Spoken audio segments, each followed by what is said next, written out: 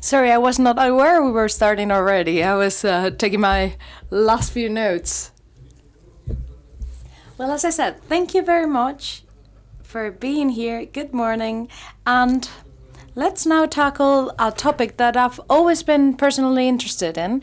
And today, in this occasion, it's quite suitable because we have a municipal representative of the Town Hall of Madrid. We have a representative of the government of Spain. We have someone representing the European Union. And also, we go international because we have an international representative from Ecuador, Rafael del Castillo. The general title is Active Policies to Foster Tourism and Technology for All. But I would like to pinpoint something, if you'd allow me. I would like to tell you an anecdote, a brief story that two of us participated in. Tatiana Sanchez and I, in this case, participated in it. And a couple of years ago in the university, Menéndez Pelayo, there was a course on tourism for all. And one of the conclusions, and also I think one of the biggest successes that that course achieved, was that they eliminated, so to speak, the tourism for ghettos. That idea, I mean, tourism for people who travel with animals, tourism for people that ride a bicycle, or tourism for wine tasting. No, it was tourism for all, in the sense that tourism meant to become a broader word that would encompass all social sphere. And this is very important for a country like Spain, where tourism has such a high importance. We all know what this means for the national industry.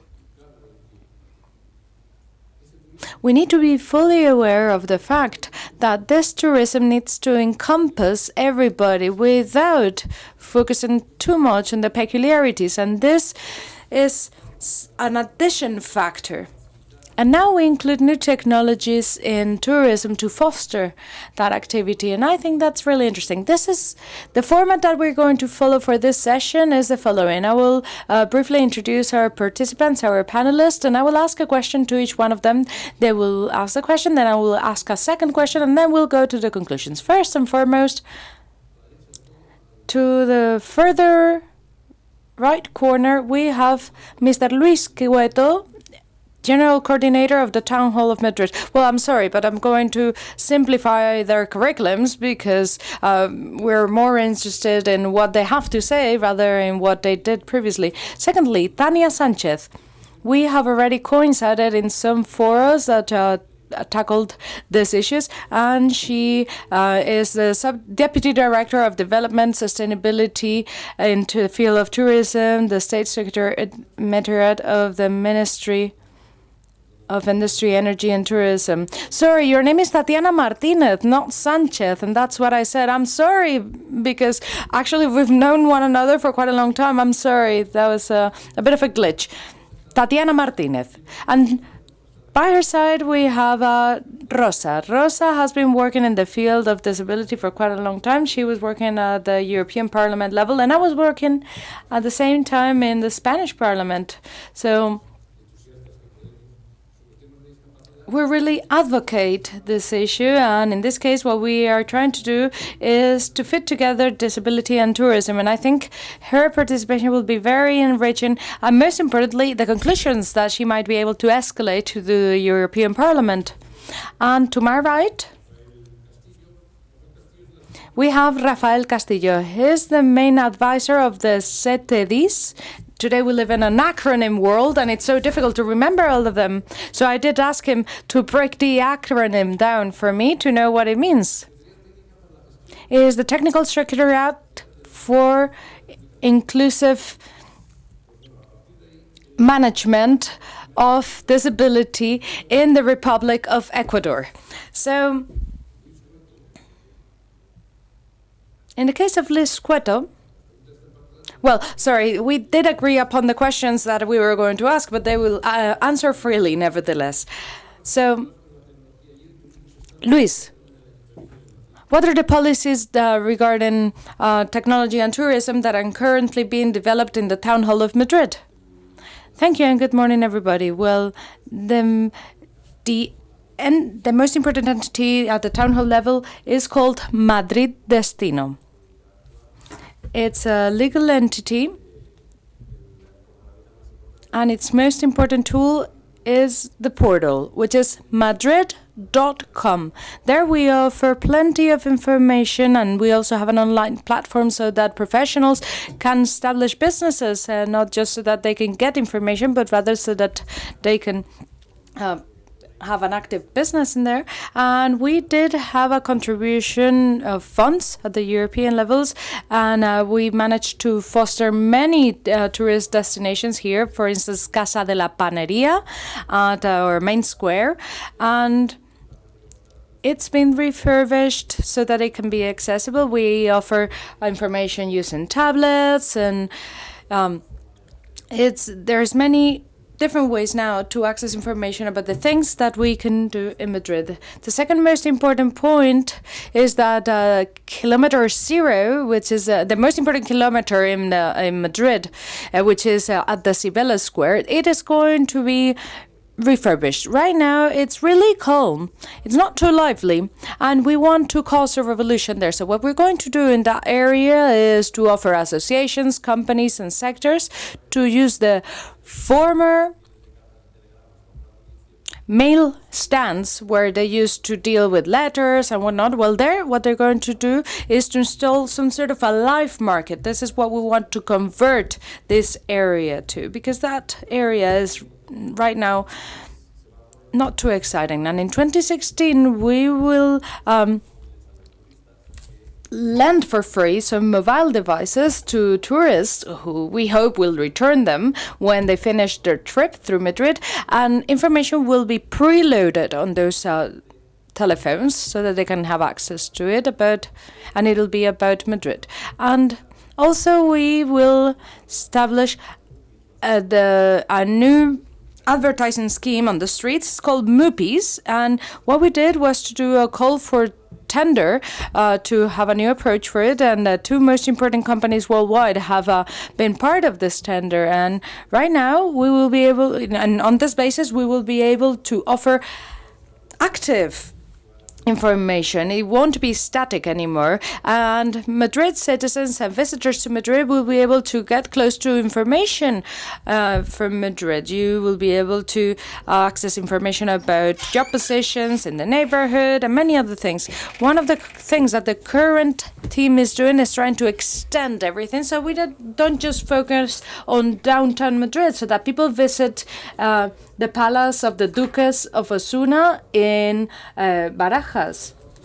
We want Matadero to be part of the city, because everybody feels like it's in the outskirts and they just visit the Thyssen Museum, the Prado Museum. So we want to include this further areas into the visitor area. And finally, we want to place Madrid on the map. Our concept is that Madrid is not really on the map right now for international visitors. Barcelona is on the map, but Madrid is really not considered for visitors. And I think it's not considered because of negative points, because there have been some issues of malfunctioning, and we want to portray the real image, because right now the image that people have is quite gray. So we want to change that. Thank you very much, Luis.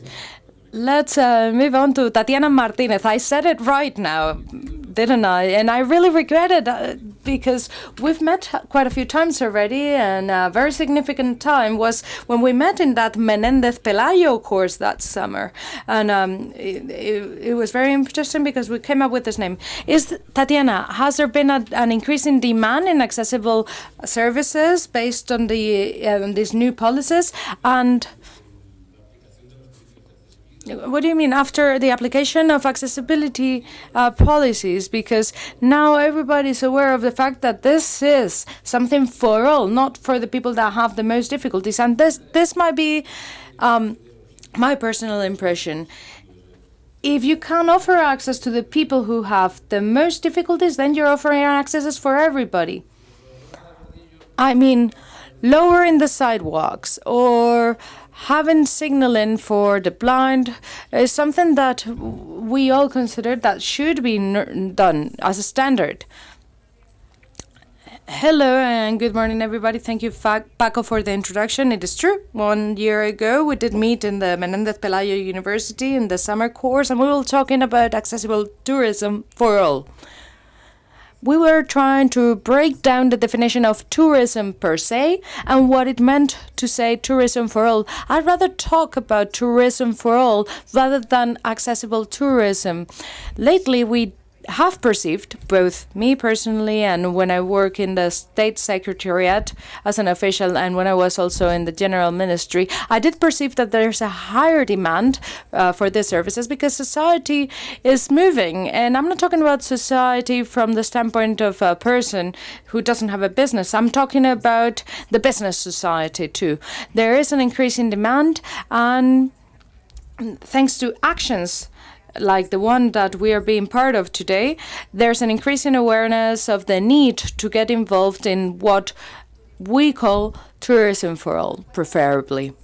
Bearing in mind that tourism is a cultural and social phenomenon that is linked up with the people, with a movement of people from one place to another, from their homes to a destination, for leisure or for professional reasons. If we add to that concept of tourism the concept of accessible tourism, which is a condition that it must meet using goods, services, and so on, so that they can fulfill the needs of a person in specific, then in that sense we will be talking about accessible tourism. But I'd rather talk about tourism for all. We perceive this demand from a social standpoint, from a legal standpoint, and from an economic standpoint.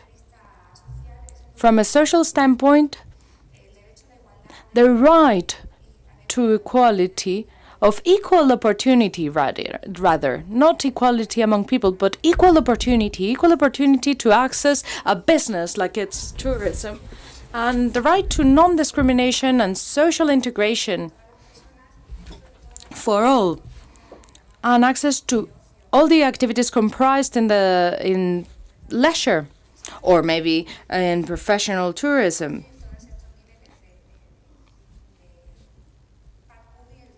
In order to comply with all these needs, with quality, we are doing attempts and projects in the Tourism State Secretariat. I wouldn't like to talk about the comprehensive regulation. We have a royal decree, we have national laws, we have, of course, the Charter of Human Rights, and apart for complying with all the existing legislation from the standpoint of tourism for all, we consider that this should be taken as a business opportunity for companies. From the Ministry of Industry, Energy and Tourism, we established close partnerships with the private sector. Of course, we have public ventures, but also public-private ventures, because I think it's something that it's very important for the sector to offer accessible tourism for all. This is something that is being portrayed on many policies that are underway to improve the quality of services, of tools, of procedures, and also premises, hotels, because there is a demand, and we have realized that tourism amounts to over 10% of direct GDP and apparently 15% of indirect GDP. It's the first economic industry in Spain, and we must take care of it. And let's remember that in Spain, approximately 8%, I don't know the accurate figure, but I think it's about 8% of people who have a disability in total in Spain. And Rosa, maybe you could let me know later if the figures are higher in Europe, but from our standpoint, this is a very important number of customers that we must bear in mind. So I don't know if I managed to answer your question. I could continue talking nevertheless. I have a second question so that you can continue talking, but let's finish the first round of intervention. Thank you very much, Tatiana. We duly note some of the very important figures that you mentioned. It's worth highlighting them because over 10% of our national wealth is provided by tourism. So we must really take care of this industry and take it into account. Now I give the floor to my colleague and also friend. And we really have close contact so that we can convey issues to the European level because they are beyond the Spanish scope, and we try to escalate them to that European level. But I think you and I jointly started talking about accessible tourism for all, and I'm really glad that you're here with us because I really hope that a few of the conclusions that are transferred to Europe is that if we join forces, we can do much more. So my question is, what's the differentiating factor of accessible tourism policies in Europe vis-a-vis the rest of the world? Thank you. Well, first, thank you, Paco, and thank you, colleagues in this panel, and thank you very much, ONCE, for having invited me to this Congress of Tourism and Technology for All. This is a very relevant topic. We've had many forums like this in Brussels and outside of Brussels because this is a core topic, both because of the impact that this has on tourism and on equal opportunities. One of the issues that we discuss at the European level is accessibility, but we don't just talk about accessibility for the disabled, but accessibility in general. It's a cross-cutting issue. And I would highlight that even though Europe is slow in their decision-making, because 28 countries need to come to an agreement, 3 institutions, the Commission, the Parliament, and the Council need to come to an agreement too. But when we reach those conclusions, they have a very important worldwide impact. And I would like to highlight a series of issues that go along these lines. The issue of accessibility. Back in 2014, we held discussions about financial perspectives for 2014-2020, and there we hit a first landmark.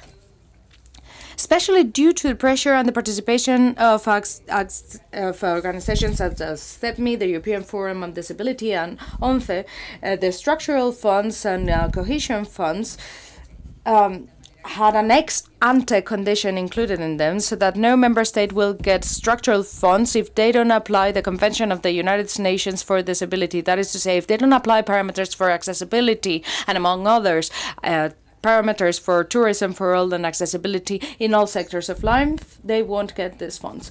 But that's a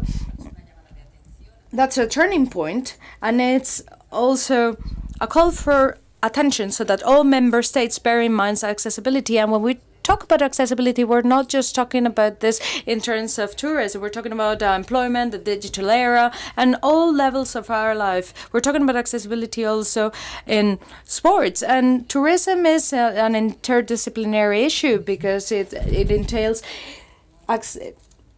culture, heritage, business, sports. It encompasses everything. We're talking about alternative tourism too. It's not just sun and beach tourism, so it needs to encompass all the different spheres of life. We also worked at large on digital accessibility, which is something that really links up to this Congress, accessibility to new information technologies too. We just passed a law on accessibility in web pages so that there's no discrimination in place for disabled groups so that they can access the digital world, so that contents can be easily reached, and it also entails accessibility as a whole to the internet and its web pages. The Commission is about to issue something. Actually, I visited the Commissioner recently, together with ENAT and ONCE, and they're about to launch the European Act on Accessibility. And it'll be some sort of standard or regulation that will set up a minimum level that all member states will have to adapt to. This was something that was supposed to be issued in 2012. It was something that the previous commissioner, Viviane Reding, already announced, but it was really difficult to push it forward because it was very cross-cutting. And when I visited the new commissioners, he said that they were lagging behind because the previous draft really focused on commercial issues and business issues, and they really wanted to highlight now the social side of it. But by year end, apparently, they will issue this European Act. It's one of the demands placed by the United Nations in the recent meeting that they held in Geneva. They requested the European Union to issue this act on accessibility. Is something that we are expecting to arise from the UN Convention too. And we also talked a lot about on the European parking card. I asked the Commission many questions about this because in Europe, each member state, and Spain for instance, they have different regulations at the town hall level for this parking card, and therefore regulations are very different from one state to another, from one member state to another. So we want Europe to dictate a minimum level so that when we cross a border, we don't really have to reconsider the new requirements when we travel across countries. Also, Europe has established an Accessible City Award. It's granted on a yearly basis. Spain got it on many occasions. This last year, Logroño got it, and Budapest also. Budapest was awarded also an award for transport. Luxembourg got another award for public services, and it's a way to recognize accessibility, not just for the sake of the award, but also it establishes a future commitment to continue working on this type of issues. I would also like to mention that in Europe there are some pilot projects, such as, for instance, the Calypso project that has to do with touristic exchange. This is a very interesting topic too. Maybe I could tell you more when we answer the next question, but just to finish off, I would like to say that since the Lisbon Convention was approved, Europe can regulate this issue of tourism because in 2009 the subsidiary principle was so important and it was a very state-level competence, and Europe didn't really touch upon these issues directly. It was done very collaterally. So now, given this agreement in a participative manner, Europe can regulate this type of issues. And in the last term, they drafted a first report. It was called Europe First Tourist Destination Worldwide, and therein they established guidelines for accessible tourism. And by the way, tourism for all and accessible tourism is not just accessibility to transport, it's accessibility because we have worked on passenger rights at large, and also in Europe they discussed the regulation, because in Spain we were also talking about the regulation of the right of passengers. We wonder whether it's been fully complied with here in Spain. Some airlines have forced disabled peoples to have companions travel with them, and that's a wrongful application of the European legislation, and they confuse safety and comfort. And we're trying to make clear, this is something that we're trying to fine-tune in this regulation. Accessible tourism also entails adaptations in the fields of sports, also adaptations so that it can be accessible in the complementary offer. We're not just talking about hotels here, we're talking about additional offers. For instance, beaches, when it's a beach and sun destination that we're talking about, and it's very interdisciplinary. And as our deputy director said, this also represents a business need. There's 40 million disabled people in Spain, in Europe, and this is increasing because population is aging, and this is not just something that we should consider from the human rights standpoint, but also from the economic standpoint. I come from the island of Mallorca in the Balearic Islands, and I come from Pagea, especially, which is an area that doesn't suffer seasonality at all. And we really focus on the beach and sun tourism, but that area in particular is really not seasonal because it has focused on tourism for the disabled people. There's a pilot area that has had everything adapted over there. The sports premises, all sorts of things have been adopted, and this is why it's a reference in terms of accessible tourism. And it's not expensive, because the problem with one problem with accessible tourism is that it's more expensive, and this is really not the case over there. The sector hasn't yet fully come to understand that accessibility should be affordable for everybody, so we need to make reasonable adjustments to offer accessibility, but without having a significant impact on price, so that it can be a competitive business. We hope that this area will be a model for the future. People can travel there, stay for many days, and go and do many leisure activities and many activities in general. And well, that was all from me. Later on, I can tell you more about Europe. Thank you, Rosa. Just as I got Tatiana's name wrong when I said Tatiana Sanchez, because her name is Tatiana Martinez, but on the program it says that her name is Rosa Estaraz Ferragut, and her name is only Rosa Ferragut. Thank you so much, Rosa, for your contribution. And let's go beyond our European frontiers. Rafael, you work at CEPEDIS, so how has your entity contributed to develop accessibility policies in Ecuador? Okay, thank you. Thank you very much. Thank you very much to my fellow panelists. I'm delighted to be here. We always feel really welcome. Thank you very much. Once, receive our greetings from Ecuador. Receive also the greetings of Engineer Jorge Glass, the Vice President of the Republic. We are part of the Vice President of the Republic. We are the Secretariat for Inclusive Management and Disabilities. Just for you to get to know the context as to how we do this in Ecuador and in the region as a whole, we must state first that our history is a recent history in terms of disability, but I think it has had a great impact in the Latin American region. The first thing that was established in Ecuador through the former Vice President Lenín Moreno, who is now special rapporteur of the United Nations, as you know. Well, we created a program called Ecuador Without Hurdles or Without Barriers back in 2009, and it was called the Solidary Mission Manuel Espejo. From that moment onwards, we started paying urgent attention to people with disabilities. There were 294,000 in Ecuador.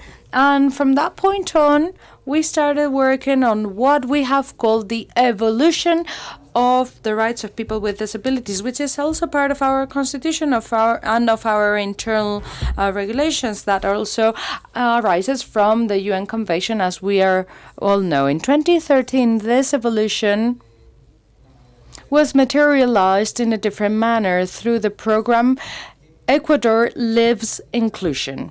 And it was replicated on the basis of the previous projects in other areas of the region. And now we provide technical cooperation for Peru, Colombia, Uruguay, Paraguay, Central American countries too.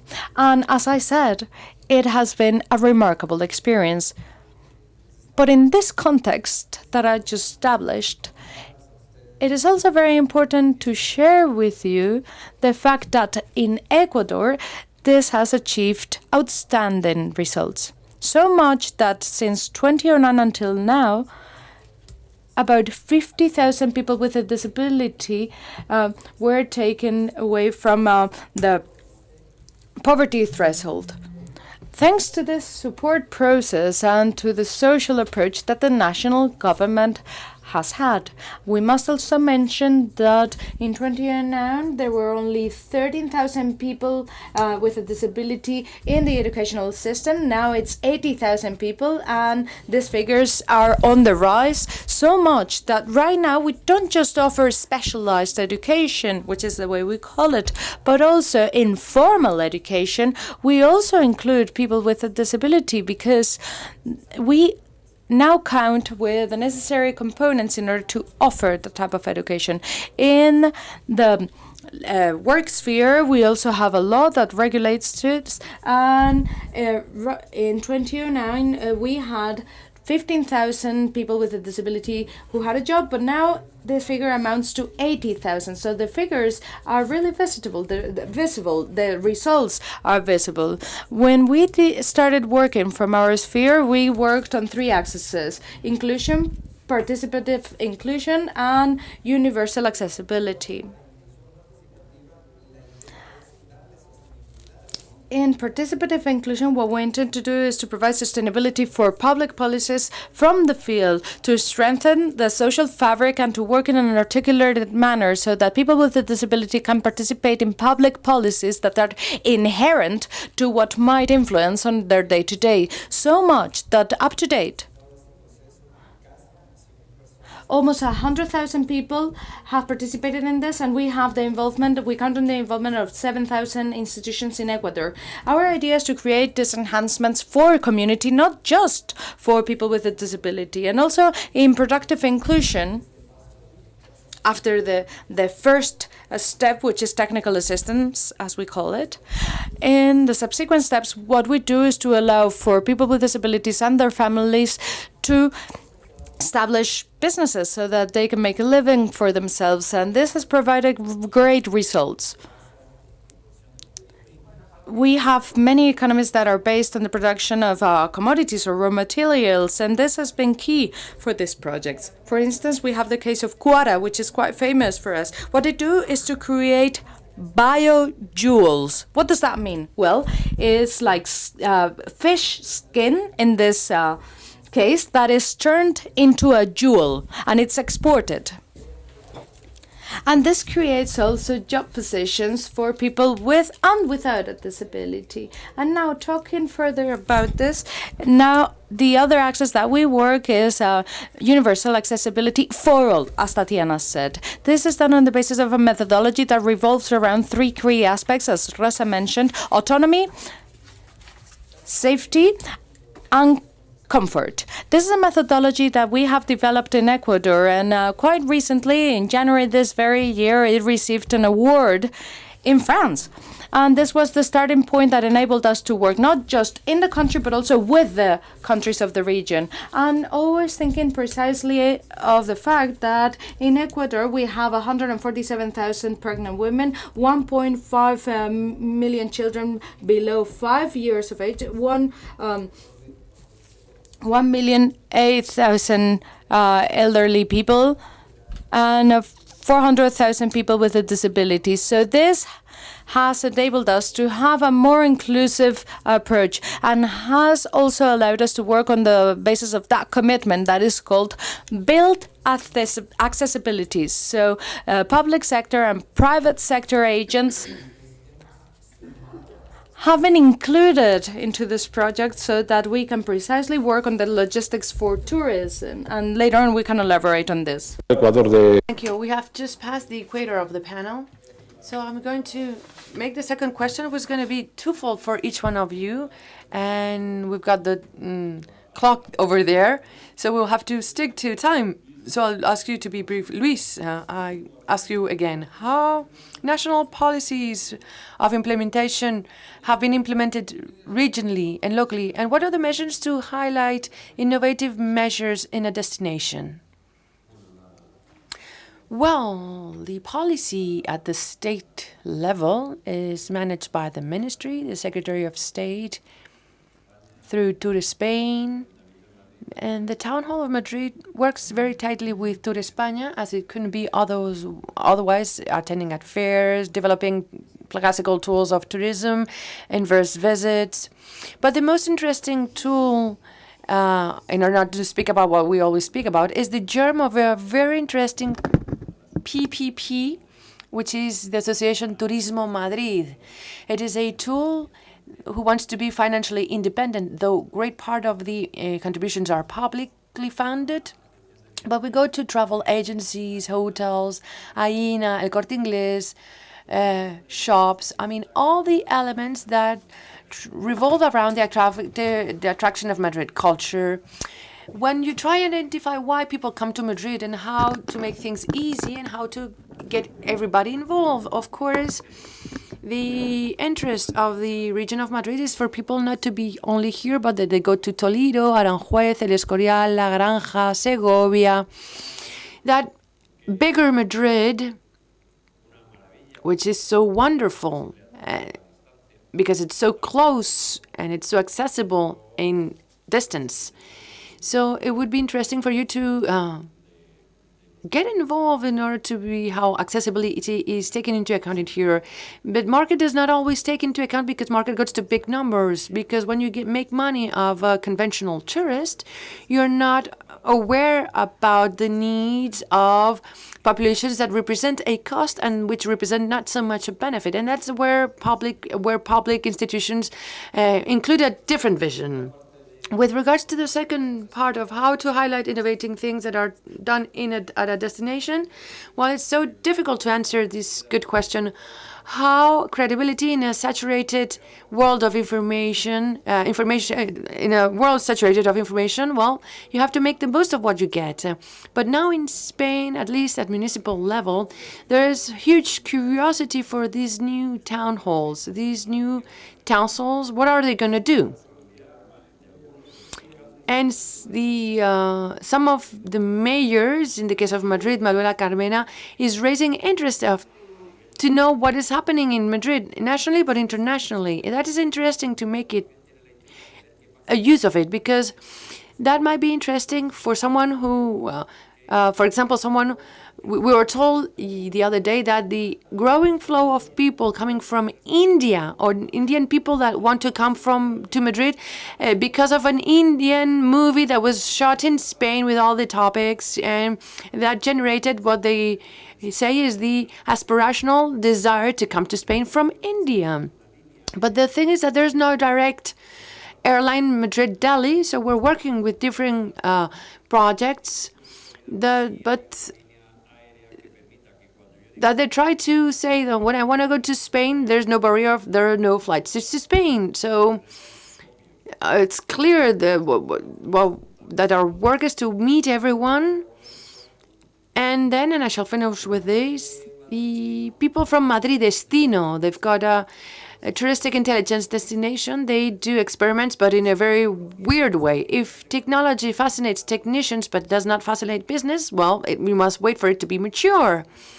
So we're greatly interested in the International Lab of Bailén Street. There's people there doing wonderful things, such as augmented reality. I don't know if you know it. I mean, you put on a goggle, and it simulates how Madrid was in the 15th century when you're in the street. So it's a Hispanic-French company that has made the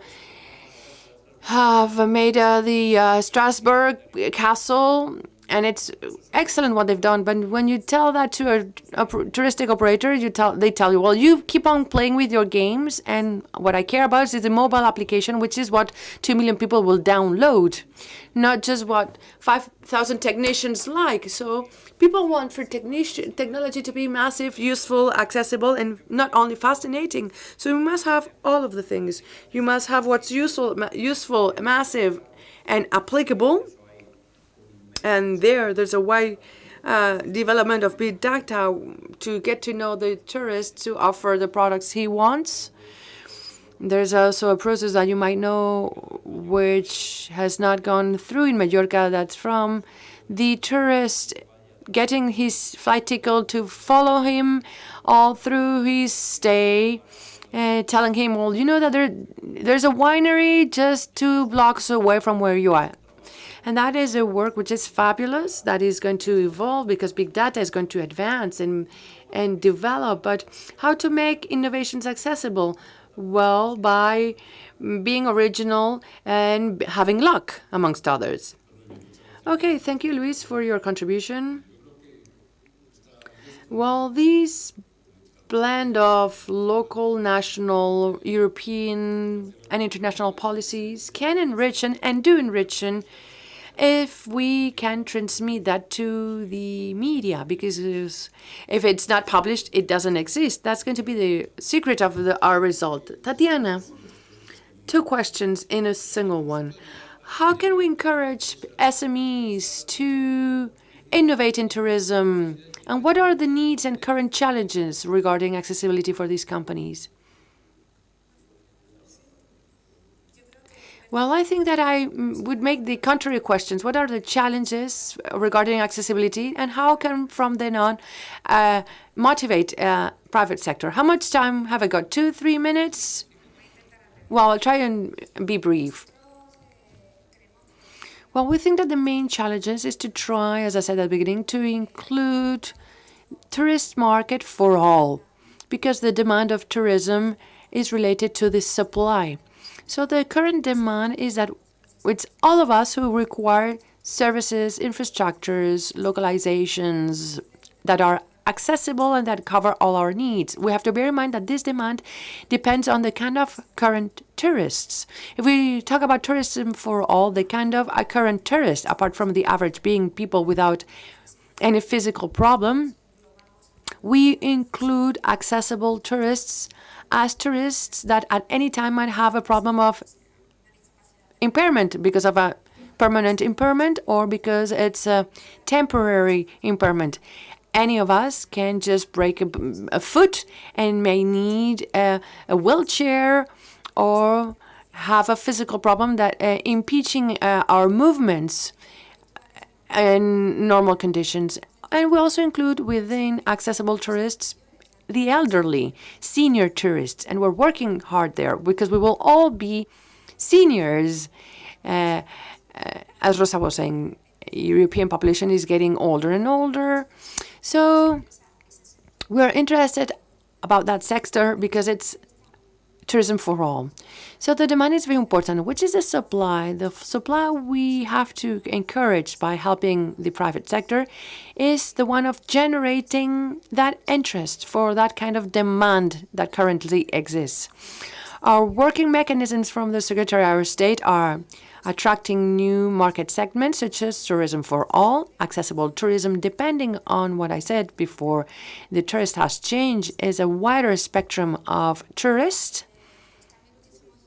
We also use differentiation and specialization tools to foster the private sector. We improve improvements of services and infrastructures. We can also think the private sector traditionally thinks that he has to adapt the facilities, such as hotels or restaurants, and that might entail a greater cost. It is true because everything that is a change in the structure entails an investment and a cost, but we have to motivate private sector for that investment to see that it's for their good to attract a bigger market share. It might seem frivolous to talk about economic terms when we talk about accessible tourism and talking about market shares, but it's a business opportunity.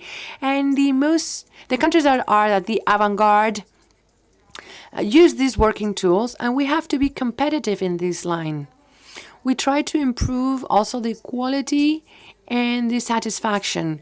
At the Secretary of State, we're fostering quality, and we're drafting a survey about the quality perception by customers in all the senses, all the possibilities. The customers have needs of accessibility for their tourist environment to be nice so that the tourists can develop the tourist expectations or holiday expectations or leisure expectations in full conditions.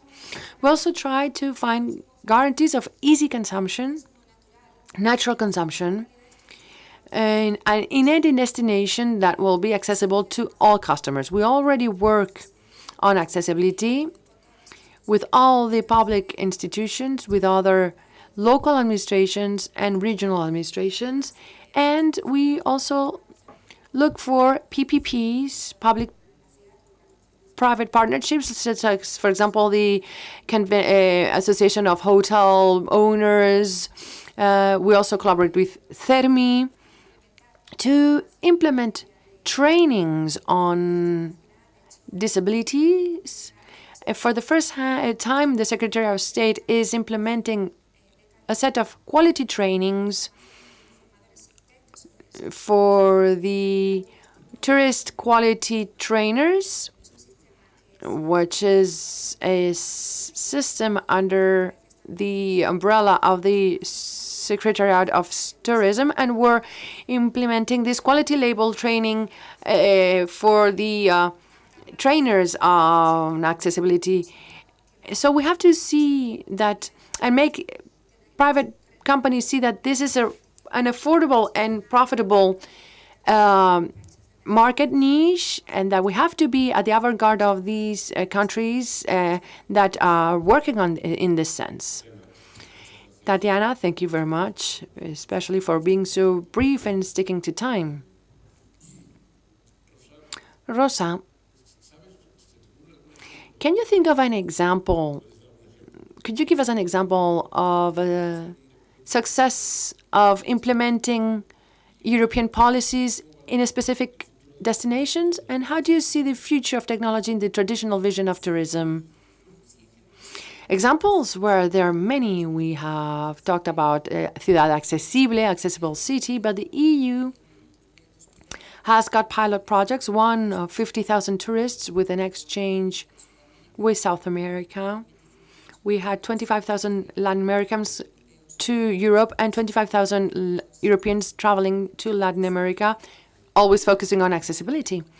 And there's another project, which is the Encrucijada Europa, Europe Crossroads, on European itineraries, cultural itineraries, some permanent, others punctual.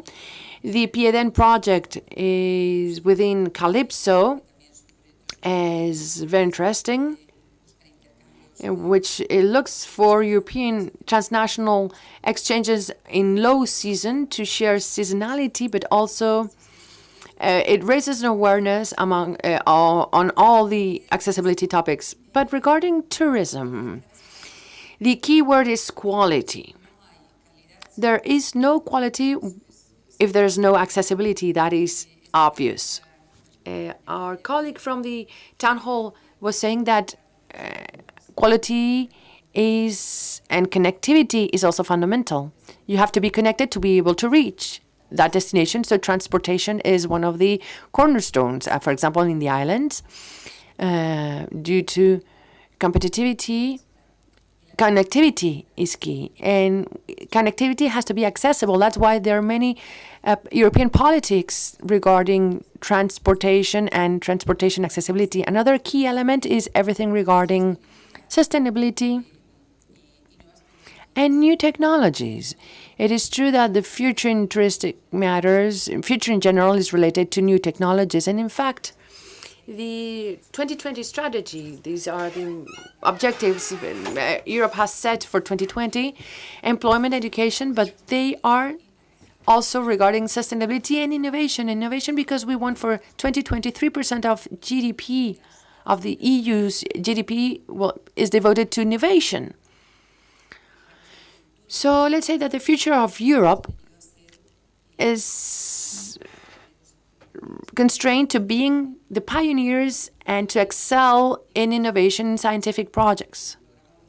The 2020 Horizon program focuses that specifically, and therefore tourism and what we're talking about has to dialogue with innovation, and that is going to be very good for accessibility in general terms.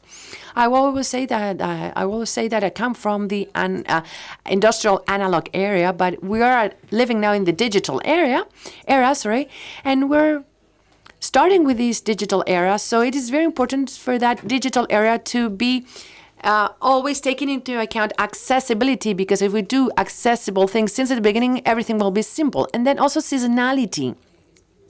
Most of the tourist destinations, especially in the south of Europe, are seasonal destinations. So we have to work with alternative tourism, health tourism, business tourism, cycling tourism, heritage tourism, to cover the other seasons. And that is where we see our market, our future market. And then training for tourism to be of a quality, there must be training provided. But since the first to the last link of the tourist chain, not only training the hotel people, but all the complementary services, all the services that revolve around this destination.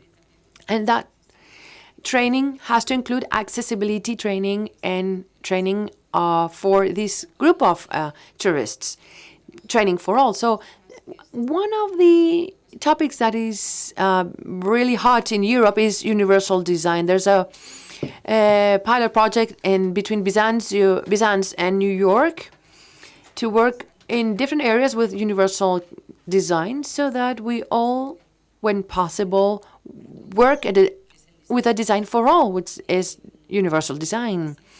I was in Vicenza, in the pilot project, and the disabled people defend this universal design so that we visualize equality of opportunities, so that we visualize the non-stigmatization. That's why very important to give visibility to this group of people, because if they're visible, you raise awareness, and everything becomes easier with regards to accessibility.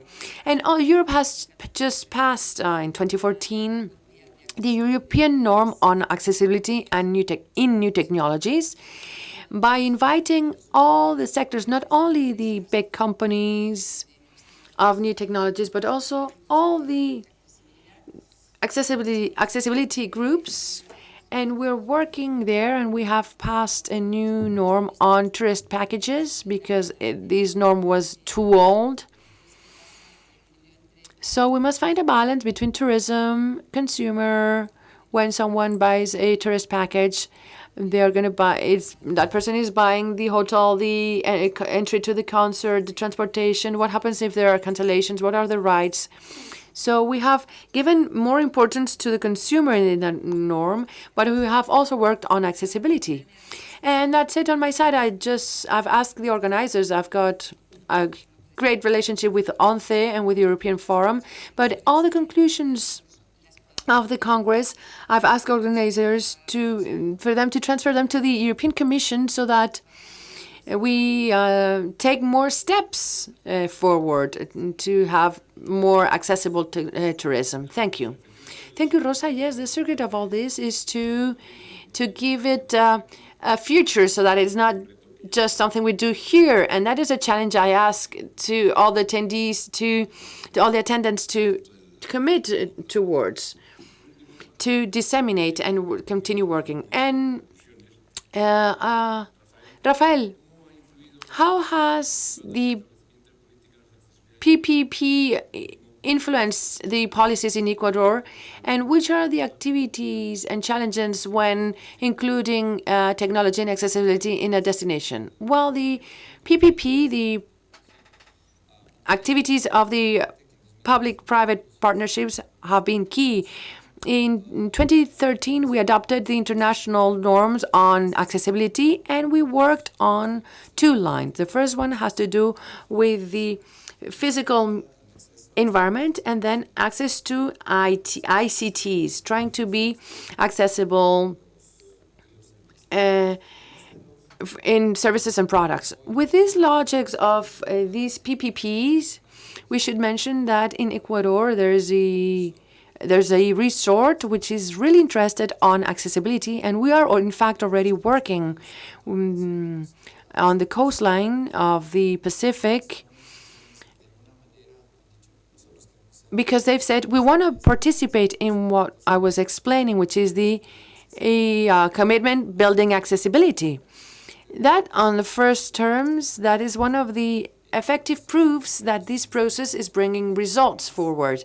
And furthermore, in this public-private collaboration from the central government and regional governments, what you call town halls for us is the autonomous decentralized governments. There is a will in this sense. And in these provinces, in Bavura, in the Sierra, Pastaza, which is in the Amazonia, and Santa Elena, which has to do with the coastline, these three regions, they have got a huge touristic potential, and they are interested on doing all this accessibility process real. physical means, but also with regards to ICTs through the state. That's how we are supporting them. In Quito, for example, in the capital of Ecuador, we're working in the logics of accessible museums. And yesterday, we participated in one of the workshops you organized, and we contacted people from the Van Gogh Museum in Amsterdam, and their experience is very interesting to be replicated in Ecuador. And Rosa was saying not long ago that we have to see these specificities because mobility makes for people to move around and change continents. And Cuenca in Ecuador, which is one of the cities with the greatest potential, is a destination for retired people and disabled people coming from Europe and United States. So it is precisely with the decentralized or autonomous government of that region of Cuenca, we're working on accessibility to buildings and others because one of the protected historical cities protected by UNESCO. So that is where you see all this PPPs becoming real and efficient in terms of accessibility.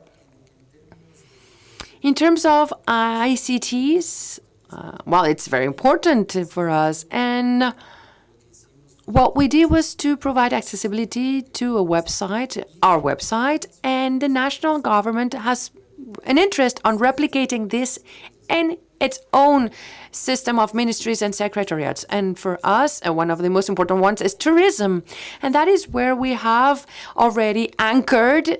And if you go and see the website, this exercise on accessibility towards the decentralized autonomous governments with the private companies, we've detected potentially places that have got tourist potential, and we have included them in the virtual platform of the government in order to focus the work done by the Ministry of Tourism.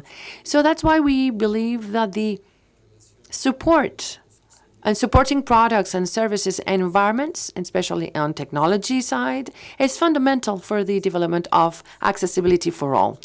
Okay, thank you, Rafael. We've got 3 minutes. I wanted to make short conclusions that maybe in one sentence you will be able to nuance if you need. I think it's very important to the municipal, national, European, and international involvement that has been clear. The PPPs are also very necessary. Private-public partnerships, in the most people involved, the better results we will get. And imagination, sustainability, innovation, everything is part of that development of tourism for all. Technological development, it's clear that if today we could, if we weren't as we are in the state of the art that we are, we won't be able to move around. If we need to have new technologies, they are necessary. So as they evolve, they will collaborate more and more, and we will get better results. Smart cities. I was talking to a colleague of mine who was working with me in smart cities. The first precondition is for them to be accessible. That's the first prerequisite. They don't have to be smart, but really accessible. That already would be the first step. Digitalization is also part of all this, but political awareness at all levels, fostering new technologies, and being implemented for tourism. But I think that all these would be meaningless if there is no media projection. If people are not aware, we will get to the conclusion that we got in another Congress. I'm not just thinking about tourism for disabled people, or tourism for the elderly, or tourism for backpackers, or for cyclers, or for bikers, or for, I don't know, tourism. I mean, tourism for everyone, accessible tourism from everyone. If we talk about a concept that we have been talking about is design for all. And universal design entails an accessibility, universal accessibility. If we think about the ones that have more difficulties, we will solve the problems of every one of the rest. So tourism, as it is a source of revenues, 10% of GDP in Spain, with great possibilities, and it can create wealth, employment. So we must give the light it needs, and accessible tourism must be our aim on our path. And accessible tourism, because the elderly tend to have more financial possibilities because they've got also more time, and they're accompanied, and they're deseasonalized tourism. So all that benefits. So we must think about the people that are more limited. Let's solve their needs, and we will be solving the needs of the rest. And if this is projected, disseminated, published, if we don't use these congresses, but just for ourselves, that will not be meaningful. So the secret is to use these conclusions we get from these kind of events as a means to project tourism for all and tourism for everyone. I don't know if this is a summary, but if there is anyone who would like to ask anything else, add anything else, otherwise, thank you for your collaboration, your participation, Luis, Tatiana, Rosa, Rafael, and I hope that this session has been useful. So I ask for your collaboration for this becoming a means to disseminate what we all want to do. Thank you.